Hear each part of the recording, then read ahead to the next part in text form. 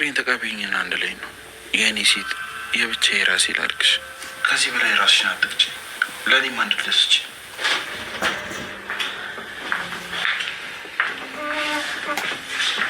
እንዴት ናችሁ? ምን አረበሽኩ እንዴ? አይ አረበሽን። ሆስፒታል ሄድሽ? ወይ አልሄድኩም። እንዴ ለምን?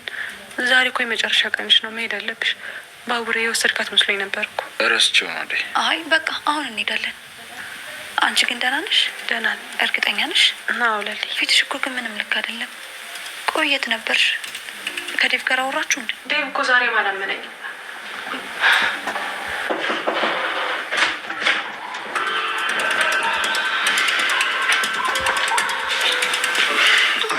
ለምን መጣ? ይቅርታ ስህተት ነበር። ዴቭ ምን እንደምልህ ራሱ አላውቅም። ዴቭ ቁጭ በል በቃ።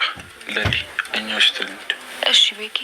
ዴቭ አደይን ለምን ነካህብኝ በማለት ከዶክተሩ ጋር በድጋሚ ጸብ ውስጥና እሰጥ አገባ ውስጥ ገብቶ ይገኛል። አደይና ዶክተሩን በተደጋጋሚ አብሮ ማግኘታቸው ያላስደሰተው እናም ሰላሙን እየነሳው ዴቭ በድጋሚ እዚህ ምን ታደርጋለህ በማለት ዶክተሩን ለመደብደብ እየሞከረ ይገኝ ነበረ። ታዲያ አደይም በዚህ ነገር እጅግ በጣም በመናደድ ዴቭ አንተ መቼም አትሻሻልም እናም አትለወጥም፣ እኔን የማታምነኝ ከሆነ በቃ ሁሉም ነገር እዚህ ላይ ይበቃናል ስትልም ጥላው ሄዳ ትገኛለች።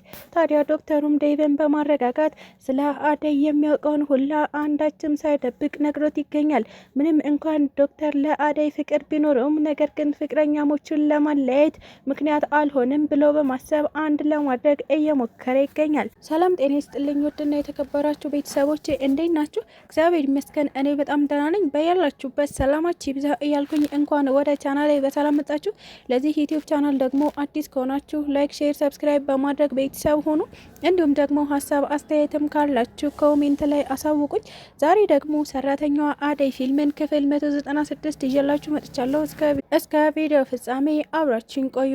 አደይ እንግዲህ የባለፈው ክፍል ላይ እንዳየነው አዝናና ተክዛ በነበረበት ሰዓት ነበረ ዶክተሩ በአጋጣሚ በመንገድ ላይ ሲያልፍ አደይን አግኝቷት የነበረው። እናም ወደ አደይ ጎራ በማለት ለማጽናናት እየሞከረ ይገኝ ነበረ። ታዲያ ይህንን ነገር የተመለከተው ዴቭ ቆይ ጊዜ ያስፈልገኛል ስትይ የነበረው ከዶክተሩ ጋር ጊዜ ለማሳለፍ ነው ወይ ሲል አደይን ዞር አድርጎ እየተቆጣት እናም እየተበሳጨባት ይገኝ ነበረ። ታዲያ አደይም ዴቭ እባክህ ተረጋጋ፣ አንተ እንደምታስበው አይደለም ብትለውም ነገር ግን እሱ በፍጹም መረጋጋት አልቻለም። እናም ዶክተሩን ለመደብደብ እየሞከረ ይገኝ ነበረ። ይህ ነገር እያበሳጫት አደይ ዴቭ አንተ መቼም ልታምነኝ አትችልም፣ ስለዚህ የማታምነኝና የማትወደኝ ከሆነ ደግሞ ሁሉም ነገር ከዚህ በኋላ ይበቃናል ስትልም ጥላው ሄዳ ትገኛለች። ዴቭም ወደ ዶክተሩ ዞር በማለት ቆይ አንተ ምን ለማድረግ እየሞከርክ ነው ሲልም ዶክተርን እየጠየቀ ይገኝ ነበረ።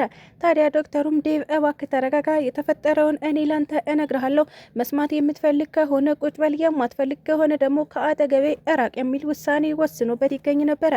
ዴቭም እሺ ታዲያ የምትለው ልስማህ በማለት ተቀምጦ የዶክተሩን ቃላት እያዳመጠ ይገኛል። ታዲያ ዶክተሩም ዴቭ አደይ በጣም ትወድሃለች እናም ልታገባህም ትፈልጋለች። የቤተሰቦቿም አለመስማማት እያሳሰባት እናም እያስጨነቃት ይገኛል። ዴቭ አንተን ልታጣህ አትፈልግም፣ አንተ ደግሞ በትዕግስት እሷን ልትረዳት ይገባል ሲልም ስለ አደይ ጭንቀትና ትካዜ በግልጽ ነግሮት ይገኛል። ዴቭም ይህንን ነገር ካዳመጠ በኋላ ዶክተር በጣም ይቅርታ አሁን ወደ አደይ መሄድ አለብኝ በማለትም ተነስቶ ወደ አደይ እየሄደ ይገኛል። አደይም ከዴቭ ጋር ተበሰጫጭታ ወደ ለሊ ቤት እየሄደች ትገኝ ነበረ። ታዲያ ለሊም ጋር ሄዳ አደይ ምን ተፈጠረ፣ ለምንድነው ፊትሽ እየተቋቆረው ስትልም ለሊ ጠይቃት ትገኝ ነበረ።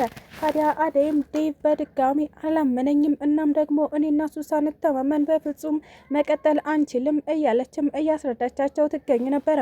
ባቡሬና ለሊ አደይ እባክሽ ተረጋጊ እና የተፈጠረውን ነገር ንገሪን እያሉ አደይን እየጠየቋት እያለ ዴቭ በአጋጣሚ ወደ ቤት መጣ። እናም ባቡሬና ለሊ በቃ ዴቭ እናንተ ተጫወቱ በማለት ቤት ውስጥ ጥለዋቸው ሄዱ። ታዲያ ዴቭም አደይ በድጋሚ ጎዳሁሽ ይቅርታ አድርጊልን ሲልም ከልቡ እንደተጸጸተ አድርጎ አደይን ይቅርታ እየጠየቃት ይገኝ ነበረ። አደይም ዴቭ ለምንድን ነው እንደዚህ የምታደርገው? የኔ ጭንቀት አይታይህም እንዴ ስትልም ጠይቀው ነበር። እና ዴቭም አሁን ገብቶኛል የኔ ፍቅር እኔ እኮ ስለማፈቅርሽ ነው እናም ብቀና አትፍረጅብኝ ሲልም ይቅርታ ጠይቋት ይገኝ ነበረ። አደይም ዴቭን እጅግ በጣም ስለምትወደውና ስለምታፈቅረው የወደፊት የህይወቴ አጋር ነው ብላ በማሰብ ይቅርታ አድርጋለት በፍቅር እየቀጠሉ ይገኛሉ። ታዲያ ዴቭ አደይ እኔ ወስኛለሁ አሁኑ እንጋባ ሲልም ጠይቋት ነበረ። እሷም ዴቭ እኔም ወስኛለሁ፣ የቤተሰቦቼንም ነገር ቋጭቸዋለሁ፣ የራሳቸው ጉዳይ፣ እኔ አንተን ላገባ እፈልጋለሁ ስትልም እሷም እንዳመነችበት በግንኙነታቸው ነግራው ትገኛለች። ታዲያ ዴቭ ወደ እታለም ስልክ በመደወል አሁኑኑ እኔና አደይ መጋባት አለብን ወስንናል ሲልም ነግሯት ይገኝ ነበረ።